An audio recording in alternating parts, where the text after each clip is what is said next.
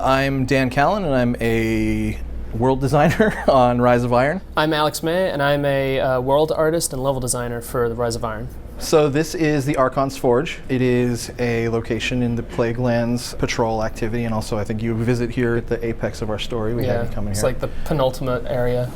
When you're in the Plaguelands patrolling around, after you complete the story campaign, you'll notice that splicers will start dropping items called SIVA samples or SIVA offerings. A player will pick up one of these and be directed to go to the Archon's Forge.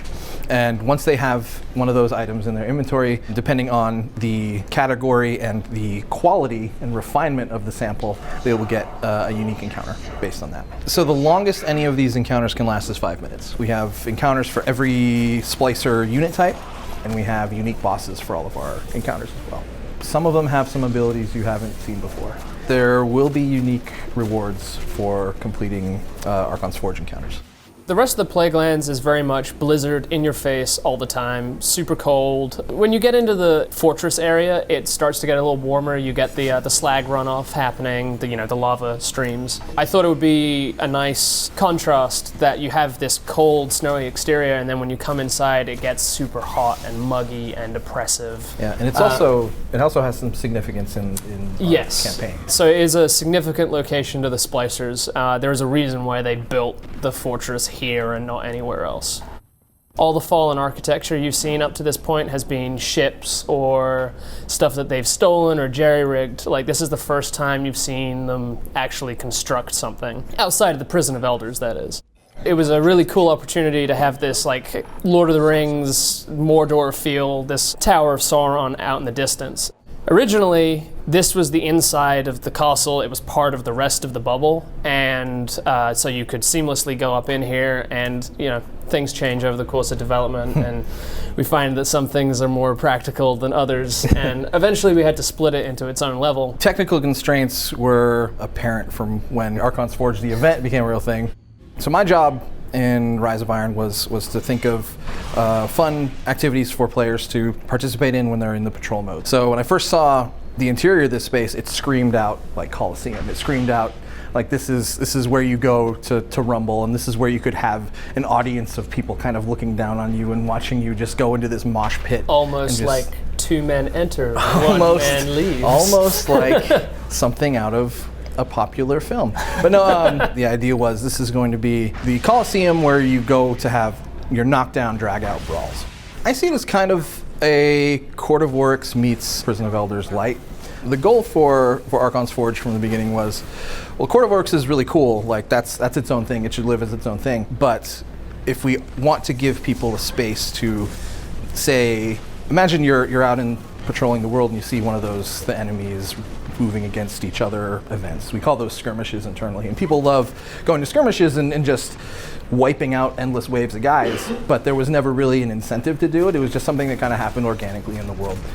So what if we gave players an avenue to have those kind of encounters, organically meet up with teammates, add some kind of challenging aspects to it, like when you die in the arena, you're kicked out in the door, you're behind the door. So put some element of risk reward into it, but give players a chance to practice their pure shooting skill. Yeah. No real complicated boss mechanics, just pure going into this mosh pit and brawling and duking it out while having kind of an audience up in this area. We wanted to have some kind of spectator experience as well. Like, I'm in here, I'm doing really well, I die, I go back into this space up here, this waiting area, and there's a chance that, hey, if this guy is solo and he's doing what he needs to do, he could win it for everybody. So you're rooting for the guy in the center to be like, oh, come on, do this, do this, do this. And we also have avenues for players to get back in the fight. So if you complete certain objectives or spend certain currencies up in the observation area, there's a chance you can get back in and help your buddies out. The main gist of the fiction we came up with for the space was the splicers as a faction have some rules, and they have some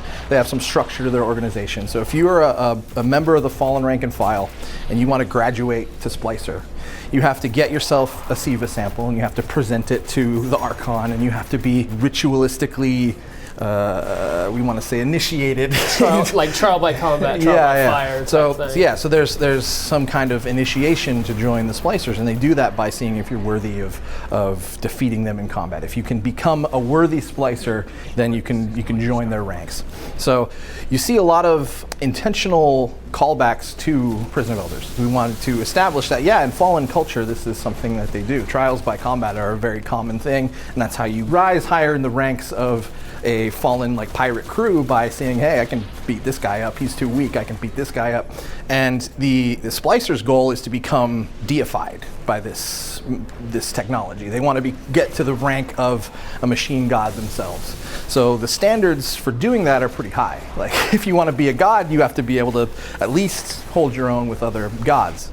Coming to the Archon's Forge and presenting the Splicers with more Seavid add to their arsenal is how they're like, okay, you gave us this, now let's see if you can survive the hardships of being one of us. And so when a Guardian gets one of these samples, you can only imagine like, oh, what's a really cool thing for Guardians to do to these enemies of the tower? Let's go defile their most sacred ceremonies. They don't like that. Yeah, they're not cool with that. It's like putting a Burger King coupon in the basket they pass around at church. It's they're out for blood. When you play the Archon's Forge event, you are getting a taste of this is what the Splicers do to initiate people into their times 5 because they're pissed. Yeah, because they might be going a little harder on you because you're a Guardian. They're not fans of you guys. But you'll see things like these domes that we originally just had in Prison of Elders as these big spectacle pieces, but we thought it would be cool if we brought those back, and it provides us both with a way to get enemies and new objectives into the space, but it also is a cool callback to like, oh, Varix wasn't just messing around when he placed these kind of haphazardly. This is something that is deeply rooted in Fallen culture. Part of their history that he's bringing forwards and reprising in the modern day in the Reef.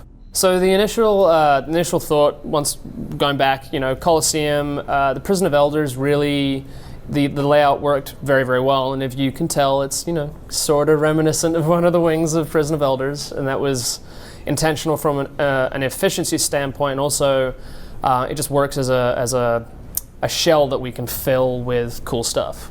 And so when designing the space, it was how do we make interesting pockets of gameplay? So over here you have the high ground, and there's ramps and bridges, and we went through a couple of iterations figuring out cover placement and what makes for an interesting space.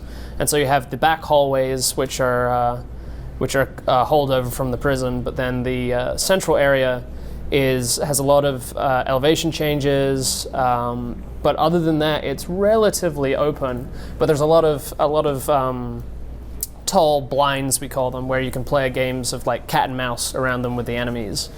We generally find that, especially in PvP, it's really fun to have those kinds of fights where you might not be able to see them, but you know where they are, and you're rotating around a pillar, right? And eventually one person might be like, you know what? Screw this, I'm going over the pillar. Yeah. Jump up, jump over, and take the enemy from above, and you feel awesome, and you just punch them in the face, and they disintegrate. Yeah, it's always a good time. Yep, it was that foundation of like a solid arena space, plus what can we do to encourage players to like move around from cover to cover, like you'll see that in the actual encounters, but we never wanted people to feel too safe. We never wanted people to feel too sheltered. So that informed a lot of the design, and also giving defining these unique spaces for specific call-outs, like, oh, he's on the high ground, he's over by the magma pit, he's over in the center.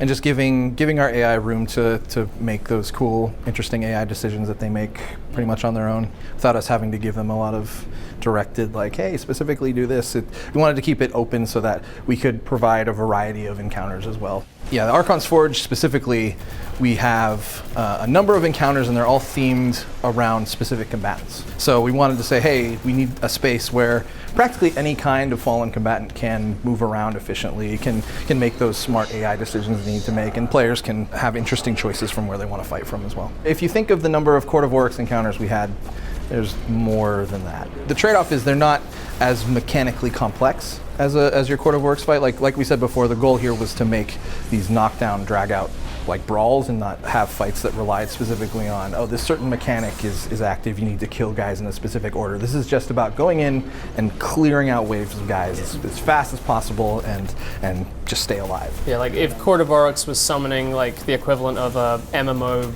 world boss, right? This is more along the lines of, I want to go do a firefight where I can just kill and be awesome with my friends and not have to commit to something like, say, a strike. If you like killing guys in Destiny, this is going to be one of your favorite hangouts. There was a lot of different roles that this space had to fill, and I feel like it turned out pretty well. I'm pretty happy with it. I'm looking forward to getting it out in the world just to see how people devise their strategies to it, and I can't wait to see like the first group of guys clear the hardest waves in like 30 seconds. Like that's. And hopefully they won't find too many cheese spots. Fingers crossed.